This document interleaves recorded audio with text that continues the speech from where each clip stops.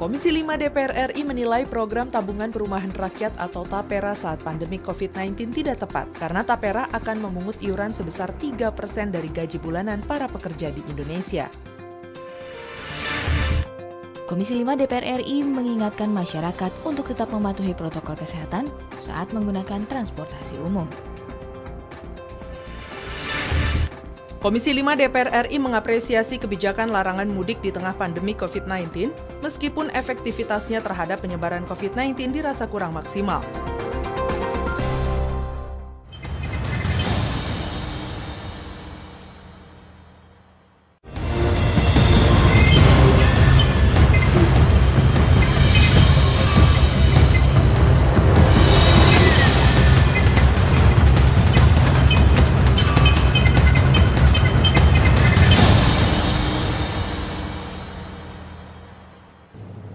Selamat pagi, apa kabar pemirsa? Tentunya Anda berjumpa bersama kami dalam acara yang selalu akan memberikan inspirasi maupun wawasan baru untuk Anda, yaitu Suara Parlemen bersama saya Yusrayanti dan rekan saya. Saya Windy Nugroho, pagi. Ya, semangat. Semangat ya.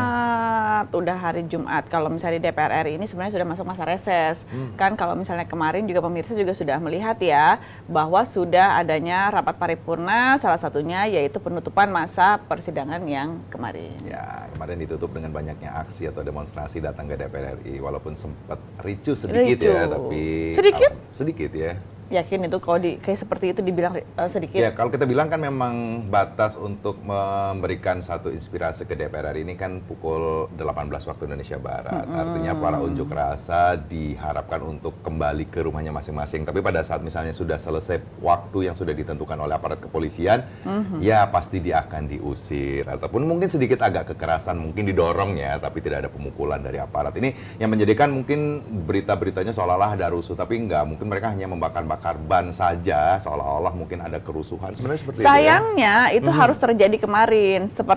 Sebenarnya sih harusnya nggak terjadi ya. Lebih baik kita bisa aman, bisa tenang untuk bisa menyampaikan aspirasi yang diinginkan. Toh juga pimpinan juga menerima kok perwakilan dari pendemo. Ya, kan? artinya memang kemarin sudah selesai ya untuk para unjuk rasa bisa pulang ke rumahnya, tidak ada bentrok yang begitu berarti artinya ya. Hanya mungkin dorongan karena memang waktu untuk memberikan aspirasinya sudah selesai waktunya. Ini mungkin banyak yang belum tahu. Tapi pokoknya pagi hari ini sebenarnya ya pemirsa ya, di gedung DPR RI ini juga ada satu kegiatan bersepeda. Sepeda. Ini kamu masih lihat nggak ngos-ngosan, capek, keringat. Jadi mau nggak mau sebelum ke studio harus bersepeda dulu setiap pagi jam 6 ini di DPR RI memang sudah melakukan sepeda. Agak-agak bau-bau keringet sih memang ya? sih ya saat ini pemirsa ya. Masih tapi agak kalau capek misalnya itu gitu. harus tetap jaga kesehatan. Setidaknya memang di sini di DPR RI ini adanya bersepeda itu setidaknya bisa bersama-sama, tapi tetap menjaga jarak loh. Karena kalau misalnya pun berolahraga bersama tetap harus menjaga jarak. Ya, jadi buat Anda semua, ini kebanyakan tapi bersepeda ini ada para karyawan DPR RI ini melakukan kegiatan sepeda bagus sekali ya. Misalnya mereka tetap melakukan olahraga di pagi hari, sepeda muter-muter di DPR kan cukup capek juga sebenarnya kalau dilakukan berapa kali putaran ini tadi ya. Betul. Yang mengawali pagi ini saya akan berikan dulu 3 berita utama. Yang pertama, Komisi 5 menilai timing TAPERA tidak tepat. Komisi 5 DPR RI menilai program tabungan perumahan rakyat atau TAPERA saat pandemi COVID-19 tidak tepat. Karena TAPERA akan memungut iuran sebesar 3% dari gaji bulanan para pekerja di Indonesia. Berikut berita selengkapnya. Komisi 5 DPR RI menilai program tabungan perumahan rakyat atau TAPERA saat pandemi COVID-19 tidak tepat karena TAPERA akan memungut iuran sebesar 3% dari gaji bulanan para pekerja di Indonesia. Anggota Komisi 5 DPR RI Suryadi Jayapurnama mempertanyakan program TAPERA di saat pemerintah menunda seluruh kebutuhan belanja modal dan dialihkan kepada belanja yang mendesak. Terlebih lagi, saat ini banyak masyarakat yang terdampak PHK dan masih harus membayar iuran BPJS. Menurut Suryadi, peraturan pemerintah untuk program TAPERA seharusnya keluar 2 tahun lalu. PP ini harusnya keluar 2 tahun lalu. Ya, nah, catatan kita pertama waktu yang tidak tepat. Ya, di saat masyarakat ya terbebani dengan pandemi COVID-19, kemudian juga ada kenaikan iuran BPJS. Nah, ditambah lagi pemotongan gaji ya sebesar 3%. Anggota Komisi 5 DPR RI Sudewo menilai semangat PP TAPERA sangat bagus, karena dapat membantu masyarakat dalam mendapatkan rumah. Namun masih perlu evaluasi dalam implementasinya karena masih banyak masyarakat yang terbebani dengan program tersebut. Karena memang rumah tempat tinggal ini adalah kebutuhan dasar bagi warga. Tetapi dalam implementasinya itu yang harus dievaluasi.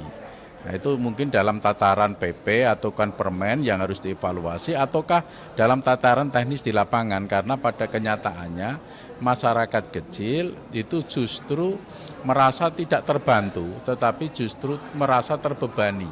Fitian dan Ridwan, TVR Parlemen melaporkan. Anggota Komisi 5 DPR RI Suryadi Jayapurnama mempertanyakan program Tapera di saat pemerintah menunda seluruh kebutuhan belanja modal dan dialihkan kepada belanja yang mendesak. Terlebih lagi saat ini banyak masyarakat yang terdampak PHK dan masih harus membayar iuran BPJS. Menurutnya PP tentang Tapera seharusnya keluar 2 tahun lalu. Sementara itu anggota Komisi 5 Sudewo yang menilai bahwa semangat PP Tapera sangat bagus karena dapat membantu masyarakat dalam mendapatkan rumah. Akan tetapi evaluasi masih dibutuhkan dalam implementasi karena masih banyak masyarakat yang terbebani dengan program tersebut. Ya, melihat masa sampai saat ini juga seperti itu ya, masih masa pandemi dan ada beberapa juga pemutusan hubungan kerja. Ini yang juga menjadi dasar bahwa apakah juga memang untuk masalah program ini juga harus tetap dilakukan untuk saat ini.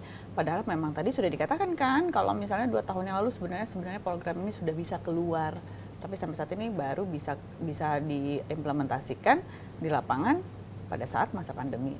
Ya, juga ya. Agak-agak sedikit miris ya. Iya. Pemerintah lagi irit-irit, kamu harus dipotong 3%. Iya, itu dia. Ya, kemudian di berita kedua terkait dengan DPR, ingatkan masyarakat patuhi protokol kesehatan saat bepergian. Komisi 5 mengingatkan masyarakat untuk tetap mematuhi protokol kesehatan saat menggunakan transportasi umum. Berikut berita selengkapnya.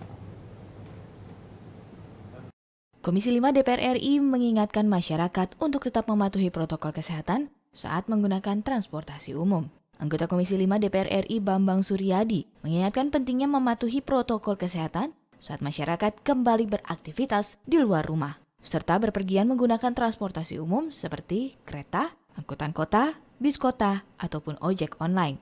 Bambang Suryadi prihatin dengan kondisi pandemi COVID-19 yang trennya mengalami pertambahan kasus setiap harinya. Perlu adanya kesadaran dari seluruh masyarakat untuk saling menjaga diri, menjaga kesehatan dan keselamatan bersama. Negara harus memikirkan soal pertama kan faktor ekonomi. Nah ini kan saling terkait, Pak. Nah tapi protokol kesehatan itu yang terpenting gitu. Semua orang menjaga kesehatan. Pertama semua orang pakai masker. Kedua semua usahakan untuk tidak kontak body, kan gitu. Nah bagi yang sakit ya harus jujur, harus menyampaikan, harus isolasi diri atau berobat dan lain sebagainya.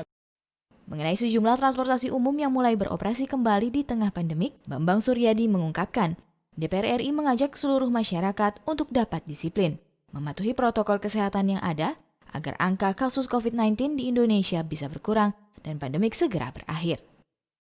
Kunci disiplin diri itu bagi yang terpenting itu adalah itu. Apakah kita setuju dan tidak setuju soal ojol ini berjalan, sudah bekerja kembali, saya pikir ya nggak bisa kita mau melarang-larang gitu. Yang terpenting protokol kesehatannya, itu yang nomor 1 gitu. Oki Zulindra dan Arif, TVR Parlemen melaporkan.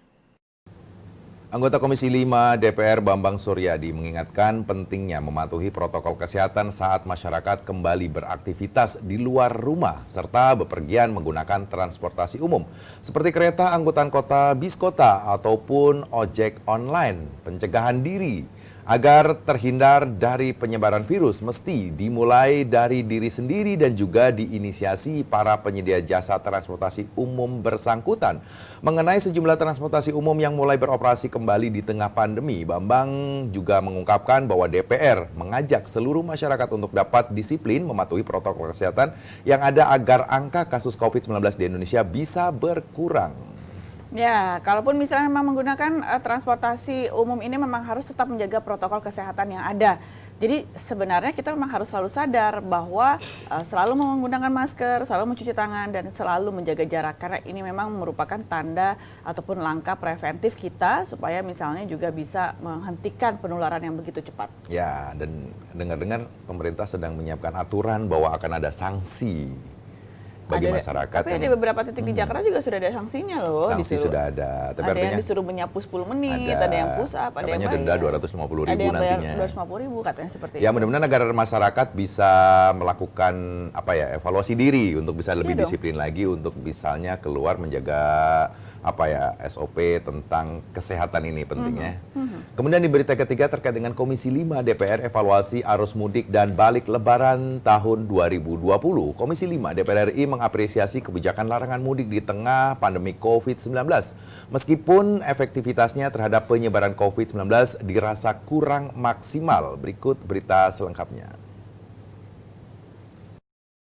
Komisi 5 DPR RI mengapresiasi kebijakan larangan mudik di tengah pandemi COVID-19, meskipun efektivitasnya terhadap penyebaran COVID-19 dirasa kurang maksimal.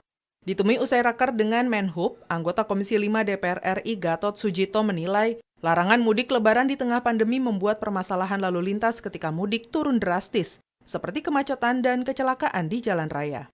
Gatot menyoroti banyak himbauan pemerintah terkait mudik kemarin yang membingungkan masyarakat, seperti perbedaan antara mudik dan pulang kampung, serta terkait pembuatan surat izin keluar masuk atau SIKM. Pemerintah mengeluarkan larangan mudik, maka masyarakat di dalam image masyarakat itu akan menjadi satu kesulitan baru manakala melanggar ketentuan ini. Sementara itu, anggota Komisi 5 DPR RI Suryadi Jayapurnama mengapresiasi aparat lalu lintas yang mengedepankan pendekatan persuasif terhadap para pelanggar larangan mudik. Selain itu, Suryadi juga menyayangkan kendaraan yang lolos mudik padahal sudah ada PSBB maupun pelarangan mudik. Misalnya di DKI ada sekitar 86% pelanggaran itu dilakukan pendekatan persuasif dengan menyuruh kendaraan itu putar balik. Di satu sisi kita apresiasi, tapi di sisi lain ada juga catatan-catatan kita. Pertama, adanya perlakuan yang berbeda.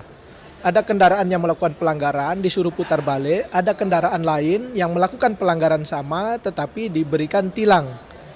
Nur Fuad dan Ridwan, TVR Parlemen, melaporkan.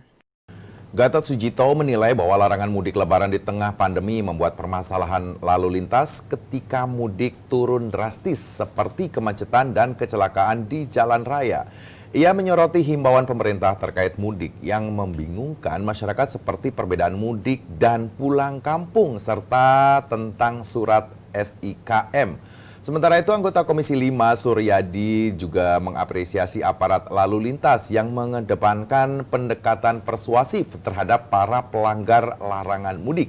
Ia pun mengkritik perlakuan atau sanksi berbeda terhadap pelanggar mudik serta mempertanyakan kendaraan yang masih lolos mudik saat PSBB ketat diberlakukan. Iya sih, kalaupun misalnya memang ini kan evaluasi lebaran tahun ini, tahun 2020, walaupun mungkin mudik dilarang pada saat itu dikarenakan memang pada saat itu juga masih tinggi-tingginya untuk masalah penularan. Ya. Jadi kalaupun misalnya memang mudiknya udah nggak ada, ataupun cuma dalam jumlah sangat sedikit sekali, kalaupun mudik harus ada surat SIKM, tapi juga nggak terlalu efektif karena memang penularan masih tinggi. Ya, penularan masih tinggi mungkin saja karena kesadaran masyarakat juga masih rendah. Mungkin saja. Mungkin. Nah, Anda semua termasuk yang mudik atau enggak? Termasuk yang kucing-kucingan enggak sih? Kan banyak sekali ini yang terjadi mencoba untuk lucu ya itu. kalau kemarin kejadian ada yang masuk di kolong mobil, Iya. ada yang di mobil bak tertutup pura-pura dia ke bengkel Iya, gitu ya. betul. Saking-sakingnya orang pengen. Nah, ini menjadikan catatan penting buat DPR RI bahwa evaluasi seperti ini penting walaupun misalnya gregetnya kurang ya misalnya gitu ya. Untuk pemerintah masih Jadi sepertinya banyak Iya, akal untuk masih bisa akal banyak. mudik di tahun ini ya kemarin. Tapi kalau Iya. misalnya nanti Idul Adha, nah ini sudah ada beberapa banyak kelonggaran, harus tetap hati-hati karena bisa saja di beberapa daerah ini setidaknya untuk melaksanakan atau melakukan ataupun menjalankan protokol kesehatan ini masih sangat Iya. minim. masih minim dan jumlahnya penyebarannya masih cukup tinggi. Artinya Ya. Anda semua juga harus tetap waspada bahwa hari ini hingga saat ini memang jumlah korban terdampaknya juga masih sangat tinggi. Ini harus menjadi catatan kita semua. Betul sekali.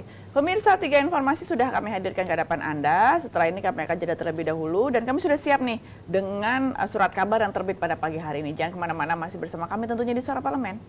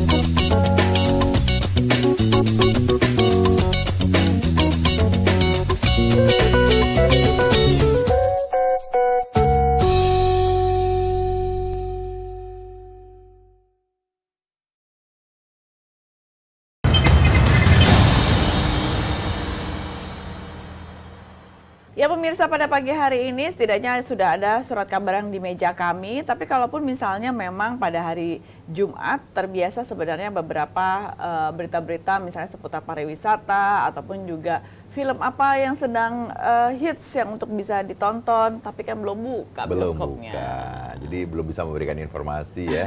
Bioskop mana yang dibuka, film-film mana yang bagus, tempat wisata. Betul. Iya. Kalaupun ke tempat wisata ini semuanya juga harus jaga jarak dong. Waktu itu kan juga sudah pernah ada beberapa titik-titik tempat wisata malah semuanya berdekatan. Berdekatan. Banyak Ya. juga yang mengatakan bahwa misalnya berlibur ke suatu tempat pun jika menginap di hotel sarapannya kayak makan prasmanan. Nggak bisa. Udah Nggak bisa kayak dulu ya. Nggak bisa, itu semuanya sudah Bukan prasmanan ya, jadi diambilin ya. Jadi diambilin, di-serve gitu, di-serve oleh para pelayar dia dari sana, atau waitersnya. Karena mungkin mengurangin bentuk Iya aktivitas dong, interaksi ya. Iya dong, tidak boleh banyak sentuhan ya. Dan pemirsa, apa saja yang akan kami hadirkan ke hadapan Anda? Kami masuk dalam headline surat kabar.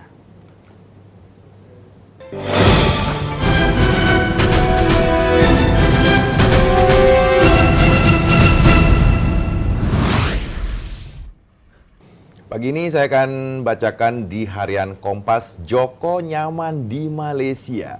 Buron kasus hak tagih Bank Bali, Joko Sugiarto Chandra merasa sudah betah berada di Malaysia dan tidak berminat untuk kembali tinggal di Indonesia. Apapun hasil dari permohonan peninjauan kembali perkaranya di pengadilan. Joko juga diketahui memiliki bisnis yang cukup mapan di Malaysia. Kehadiran Joko di Pengadilan Negeri Jakarta Selatan ini membuat perkaranya menjadi perhatian karena ia telah berstatus buron sejak tahun 2009. Bahkan ia sempat mengurus KTP elektronik di Kelurahan Grogol Selatan dan melakukan perjalanan ke Pontianak dengan pesawat pada 19 Juni 2020. Polisi menerbitkan surat jalan Joko Chandra ke Pontianak yang ditandatangani Kepala Biro Koordinasi dan Pengawasan Penyidik Pegawai Negeri Sipil Bareskrim Polri, Brigjen Polisi Prasetyo Utomo. Nah, kalaupun misalnya ternyata Joko Chandra ini nyaman tinggal di Malaysia, nah harus dilihat kembali. Nyaman. Kok buronan tapi bisa dengan leluasa ya seperti ini? Ini masih diusut juga oleh aparat kepolisian kalau kita bicara masalah Joko Chandra. Ini bisa lolos masuk padahal dia Masuk lagi ke Indonesia, satu bikin hari KTP.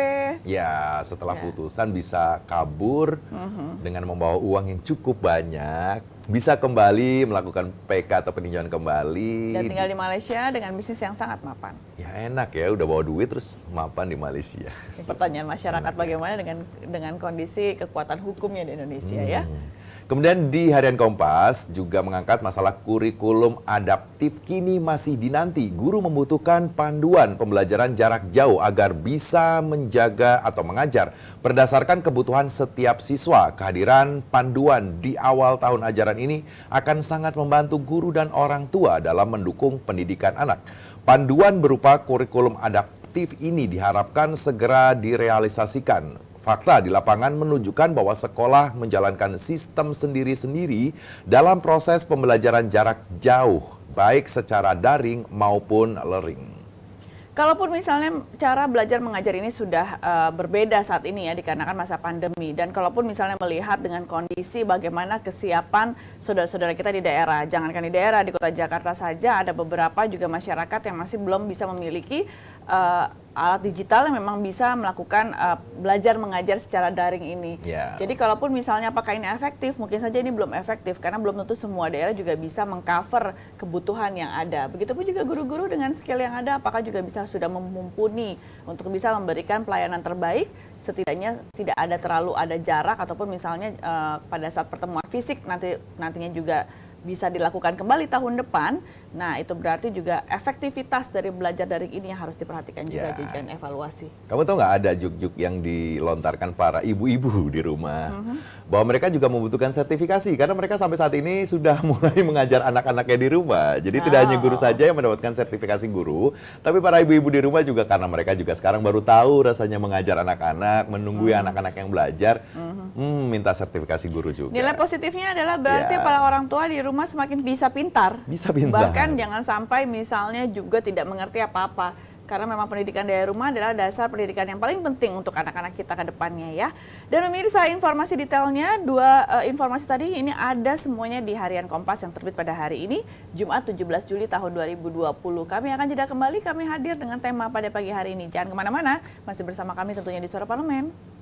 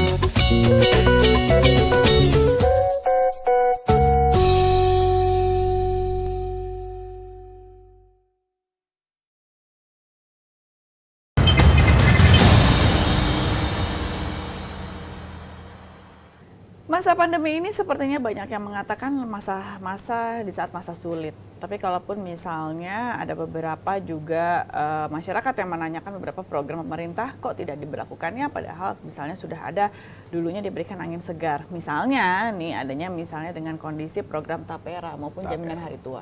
Tabungan perumahan rakyat. Anda sudah punya rumah belum? Belum. Masih banyak yang belum punya rumah. Kalau bicara masalah rumah dan ada harapan punya rumah, seolah-olah seneng ya beritanya. Ya. Harusnya udah ditunggu udah lama. Tapi program pemerintah itu kan juga banyak. Kalau ada yang mengatakan ada jaminan hari tua, ada juga misalnya Tapera. Bedanya ini apa sih?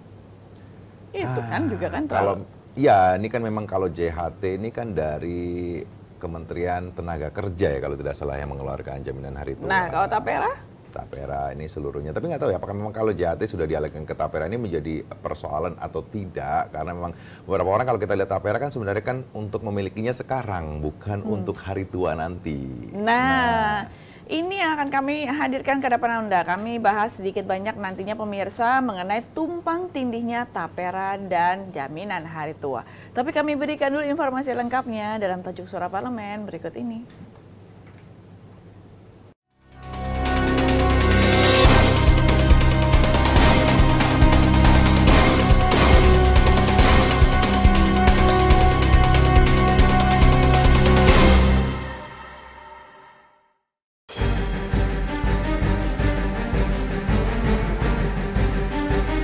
Tumpang tindihnya Tapera dan JHT.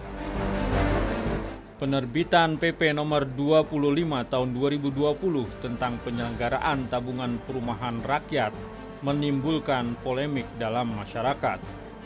Beberapa ketentuan dalam PP tersebut memiliki kesamaan dengan fasilitas manfaat layanan tambahan atau MLT dalam program jaminan hari tua atau JHT.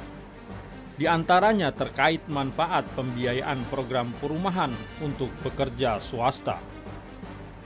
Adapun permasalahannya adalah bagaimana implikasi PP penyelenggaraan tapera dan PP penyelenggaraan JHT terhadap program perumahan bagi pekerja swasta. Program perumahan bagi pekerja swasta tidak hanya diatur oleh PP penyelenggaraan tapera, akan tetapi juga PP penyelenggaraan program jaminan hari tua. Kedua peraturan pemerintah tersebut memiliki kemiripan, di antaranya terkait jenis pemanfaatan dana tapera dalam fasilitas perumahan.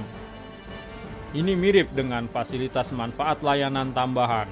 Implikasinya kedua program tersebut menimbulkan duplikasi, baik dari manfaatnya maupun terhadap iuran peserta, sehingga menjadi beban bagi pekerja. Karena itu DPR RI perlu mengingatkan pemerintah untuk meninjau kembali beberapa aturan dalam PP penyelenggaraan tapera agar tidak membebani pekerja.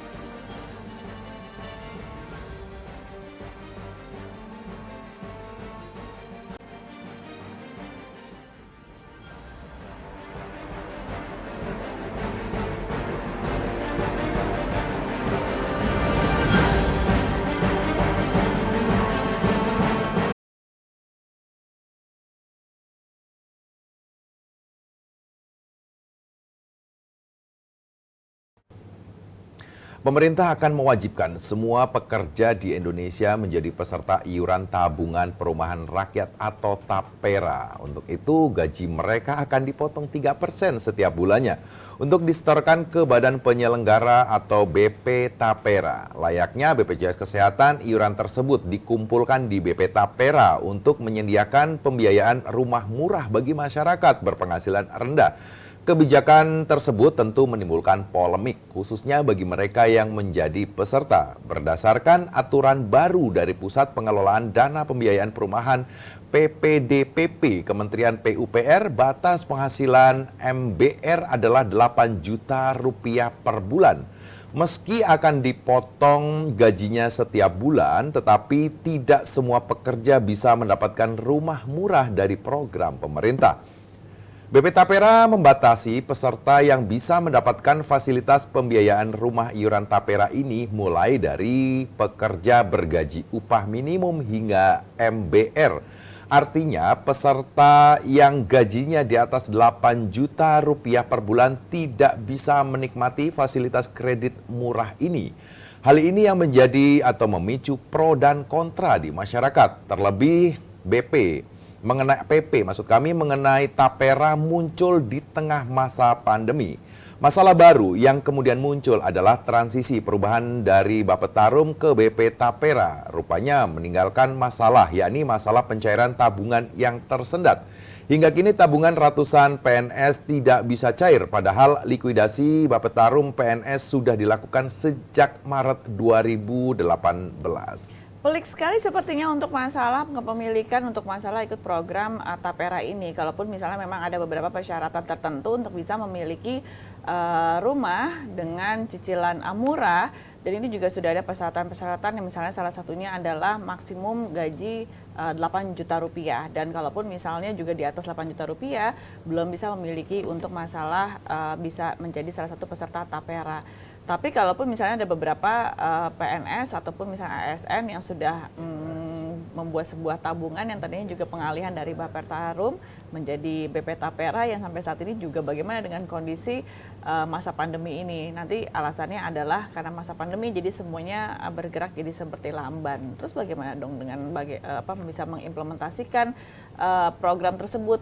kepada masyarakat dan benar-benar ada nantinya dan tidak lama juga dikarenakan masa pandemi yang sedang berlangsung. Ya, kalau kita lihat setelah adanya undang-undang TAPERA ini memberikan angin segar ya layaknya. Harusnya, kan? Tapi kalau kita lihat dari PP yang sudah dikeluarkan oleh pemerintah seolah menjadi persoalan besar karena masih banyak potongan-potongan para pegawai baik dari JHT maupun dari BPJS, sekarang ada lagi Tapera yang misalnya dikelola oleh BP Taperum ini menjadikan satu persoalan besar karena hingga saat ini juga di masa pandemi seperti ini, apalagi ada turunan bahwa yang bergaji 8 juta ke atas tidak bisa mendapatkan rumah. Jadi sudah dipotong. Karena memang ini kan diperuntukkan untuk misalnya yang memiliki gaji masih terutama berpenghasilan rendah. Kalaupun misalnya semuanya nanti diperbolehkan, nanti yang ada kan jadinya agak kerepotan. Siapa yang lebih didulukan atau diprioritaskan kan, Medi. Tapi kalau misalnya pemotongan gaji ini terlalu banyak dari sisi A dipotong 3%, dari sini dipotong 3%. Jadi juga setidaknya pendapatan yang dimiliki juga semakin rendah dong. Ya, berapa jumlah tenaga kerja yang di Indonesia harus disiapkan oleh pemerintah terkait dengan perumahan ini juga mungkin masih di awang-awang ya buat kita ya. Kalau di Jakarta sendiri mau ditaruh di mana kita perumahannya ya? Itu dia, setidaknya juga mencari lokasi yang agak seperti tidak bisa di tengah kota kan. Nggak bisa. Dan kalaupun misalnya untuk masalah kondisi sampai saat ini, apakah memang akan lebih prioritas untuk melaksanakan program Tapera atau lebih didahulukan untuk masalah membuka lapangan pekerjaan yang sebesar-besarnya, karena jumlah pengangguran sampai saat ini kan masih sangat tinggi, PHK masih terus dilakukan karena masa pandemi saat ini. Jadi kalau pandemi seperti ini yang sudah bekerja atau hingga saat ini masih melakukan pekerjaan masih khawatir, masih dipotong lagi gaji saya untuk Tapera ya. Langsung ngenes kan, kalau bahasa gitu langsung ngenes gitu. Pemirsa jangan kemana-mana, informasi lanjut akan kami berikan setelah jeda berikut. Masih bersama kami hingga akhir acara, tentunya di Suara Parlemen.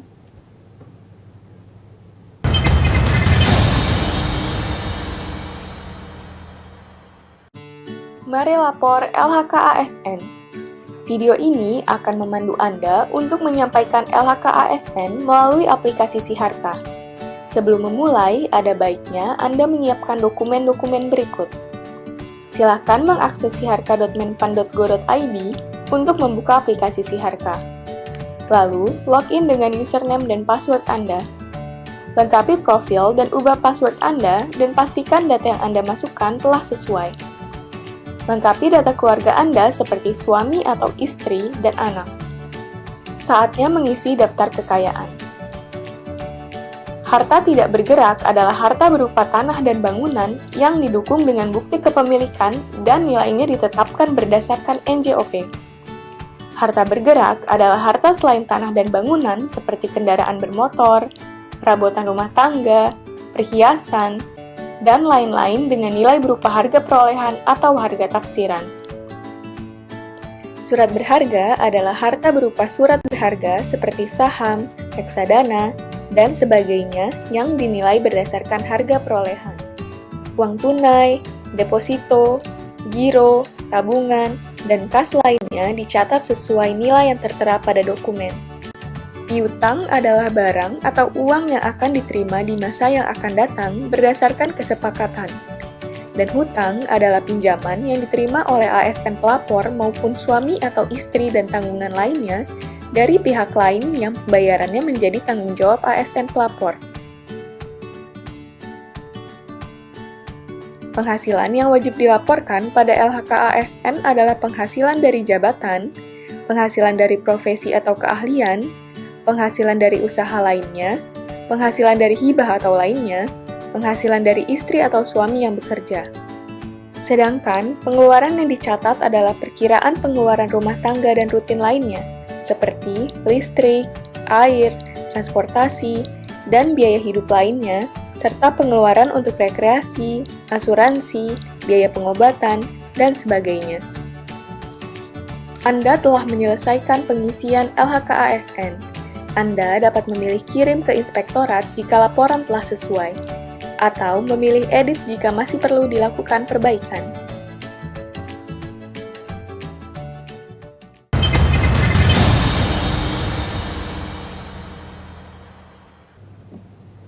Deputi Komisioner Bidang Pengerahan Dana BP Tapera Eko Ariantoro mengakui pihaknya juga berkeinginan untuk secepatnya mengembalikan dana para PNS yang sudah pensiun. Terlebih saat ini PP soal BP Tapera sebagai badan pengganti Bapetarum sudah terbit. Sementara Menteri Ketenagakerjaan Ida Fauzia menegaskan dana yang terdapat dalam program jaminan hari tua yang dikenal dengan JHT BP Jam Sostek tak dapat dialihkan ke tabungan perumahan rakyat. Artinya, meski pekerja telah terdaftar sebagai peserta program BP Jam Sostek, mereka masih tetap diwajibkan untuk membayar pungutan program Tapera. Hal ini lantaran dalam pengelolaan dana JHT tidak ada akun khusus untuk layanan tambahan perumahan. Berbeda halnya dengan yang dilakukan oleh Malaysia dan Singapura yang memisahkan dana JHT dengan program perumahan, dan keberadaan pembiayaan perumahan dalam program JHT tersebut sebelumnya juga menjadi alasan pengusaha menolak program Tapera. Selain tumpang tindih tanggungan perusahaan atau pengusahaan untuk Tapera tambahan iuran peserta JHT BP Jam Sostek sekitar 3,7% dari tarif kepesertaan akan makin membebani perusahaan. Nah, kan benar kalaupun misalnya nantinya juga para pegawai walaupun misalnya persyaratannya adalah yang berpenghasilan rendah, tapi beberapa konsep program juga ternyata tidak bisa digabung-gabungkan. Pasti misalnya untuk masalah Tapera akan dipotong gajinya sebesar 3%. Untuk masalah jaminan hari tua juga akan membutuhkan pemotongan lagi sebesar 3%. Belum yang lainnya. Jadi dengan kondisi sampai saat ini, apa sih keuntungan yang bisa didapatkan oleh para pekerja ataupun misalnya buruh di Indonesia dengan kondisi beberapa sektor-sektor dari program yang sudah ada ini akan dipotong dari gaji kita sebesar 3% dari satu program yang akan dibuat. Nah, kalaupun misalnya ini apakah pemerintah juga bisa menjawab di saat misalnya juga ini bisa dicairkan? Sulit nggak ya untuk bisa mencairkan misalnya tabungan yang sudah kita tabung, tapi kita tidak mendapatkan rumahnya, misalnya bisa dicairkan uangnya.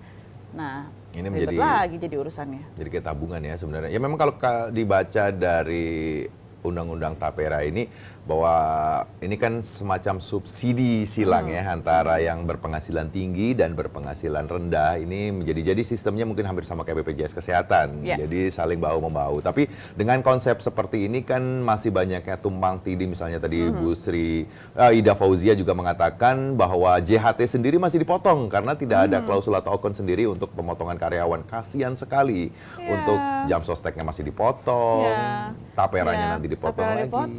Ada BPJS Ketenagakerjaan dipotong. Betul. BPJS Kesehatan Ketenagakerjaan dipotong banyak banget sekali untuk masalah pemotongan di Indonesia. Tapi kalaupun misalnya pemotongan dilakukan tidak apa-apa kalau misalnya memang juga program berjalan dengan maksimal ataupun misalnya dengan semestinya. Tapi kalaupun misalnya ternyata sudah dipotong penghasilan juga rendah dan akhirnya juga program misalnya tersendat. Atau ternyata misalnya seperti misalnya untuk masa pemotongan ini bisa juga dicairkan misalnya gitu, ada beberapa program yang bisa ditawarkan seperti itu, tapi ternyata pada saat niat untuk mencairkan itu tidak bisa ataupun bukannya tidak bisa atau mungkin sangat sulit sekali membutuhkan waktu yang lama. Terus bagaimana dong nasib kita? Kamu kebayang nggak para pengumpul dana ini seolah-olah seneng ya namanya ngumpulin dana ya, jumlahnya miliaran, triliunan, ujung-ujungnya masuk kasus pidana, mereka kabur.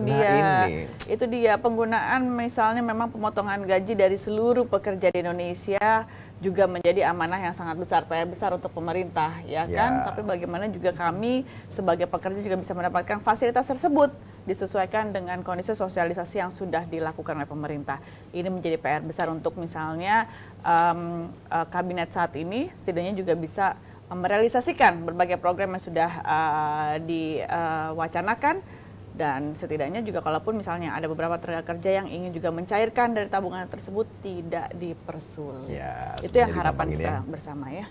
Iya dong, digampangin semuanya. Karena masyarakat adalah butuh kenyamanan dengan bisa memberikan satu kontribusi besar kepada negara. Minimal rumah sudah bisa didapatkan dengan baik mungkin walaupun lokasinya agak jauh nggak apa-apa lah ya. Betul, dan sekitarnya setiap masyarakat Indonesia juga layak untuk bisa sejahtera.